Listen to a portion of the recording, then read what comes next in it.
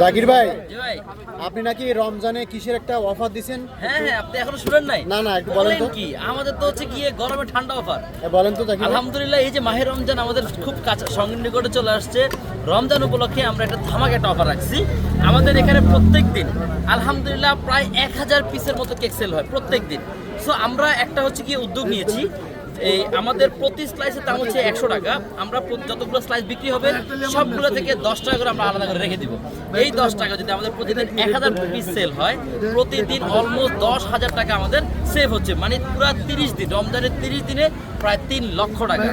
আমরা হচ্ছে গিয়ে চাচ্ছি আল্লাহ যদি বাঁচিয়ে রাখে, রমজানের একদম শেষ দিনে আমরা সরাসরি আপনাদের মাধ্যমে সবাইকে দেখাই একদম A to Z হচ্ছে গিয়ে 10 জন উদ্যোক্তা যারা কিনা ফাইন্যান্সিয়াল কারণে হচ্ছে কি ব্যবসা করতে পারতেছে না, বা হচ্ছে কি এরকম 10 জন লোককে আমরা হচ্ছে গিয়ে আর্থিকভাবে সহায়তা করে আমরা হচ্ছে গিয়ে স্বাবলম্বী করে দেবো ইনশাল্লাহ।